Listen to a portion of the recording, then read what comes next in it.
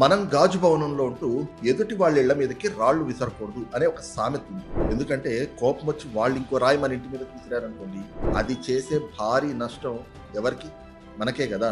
ప్రస్తుతం ఈ సామెత జగన్మోహన్ రెడ్డి గారికి పర్ఫెక్ట్ గా యాప్ట్ అవుతుంది అనే ఒక చర్చ ఏపీ పొలిటికల్ సర్కిల్స్ లో హాట్ టాపిక్ గా మారింది. దీనికి కారణం ఏమిటంటే గత కొద్ది రోజులుగా మనం చూస్తూనే ఉన్నాం, మెగా డిఎస్సిలో ఏవో అవకతవకలు జరిగిపోయినాయి కాబట్టి వాటికి నైతిక బాధ్యత వహిస్తూ నారా లోకేష్ గారు తన మంత్రి పదవికి రాజీనామా చేయాలి అని డిమాండ్ చేస్తూ వైసీపీ నేతలు రోడ్లెక్కి నిరసనలు ర్యాలీలు చేస్తున్నారు కదా. ఈ క్రమంలోనే జగన్మోహన్ రెడ్డి గారు ఈ రోజున తాడేపల్లి ప్యాలెస్ లో తన పార్టీ ఎమ్మెల్యేలు ఎమ్మెల్సీలతోటి ఒక సమావేశం నిర్వహించుకున్నారు.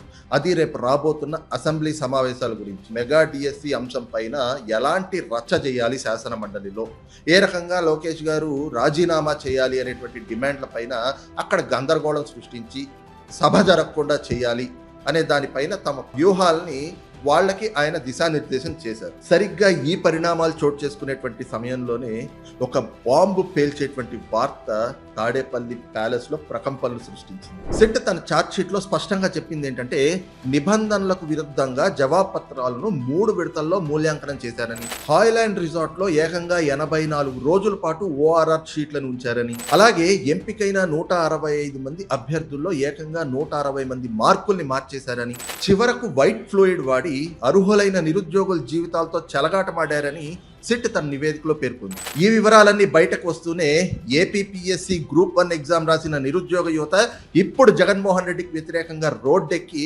నిరసన బాట పట్టారు. అసలు ఎలాంటి అవకతవకలు లేని మెగా డిఎస్సి అంశంలో నారా లోకేష్ గారు రాజీనామాని డిమాండ్ చేస్తున్న జగన్ గారు, మరి మీ హయాంలో వేలాది మంది నిరుద్యోగ యువత భవిష్యత్తును నాశనం చేసిన ఈ కుంభకోణానికి బాధ్యత వహిస్తూ మీరు ఇప్పుడేం చేస్తారు అని ఆ నిరుద్యోగ యువత ప్రశ్నిస్తున్నారు. బాధ్యతాయుతమైన సీఎం కుర్చీలో కూర్చుని వేలాది మంది యువత భవిష్యత్తును నాశనం చేసే నిర్ణయాలు తీసుకున్న జగన్మోహన్ రెడ్డి కనీసం ఎమ్మెల్యేగా ఉండే నైతిక అర్హత కూడా లేదు. కాబట్టి వెంటనే ఆయన తన ఎమ్మెల్యే పదవికి రాజీనామా చేయాలి అని డిమాండ్ చేస్తున్నారు. ఫ్రెండ్స్, ఇతరుల వైపు ఒక వేలు చూపిస్తే మిగతా వేళ్లు మన వైపే చూపిస్తాయి అంటే ఇదేనేమో కదా. మరి ఇప్పుడు ఏపీపీఎస్సీ గ్రూప్ 1 ఎగ్జామ్ రాసి మోసపోయిన నిరుద్యోగ యువత అడుగుతున్న ఈ ప్రశ్నలకు వైసీపీ దగ్గర సమాధానం ఉందంటారా? మీ అభిప్రాయం ఏమిటో కింద కమెంట్ చేయండి.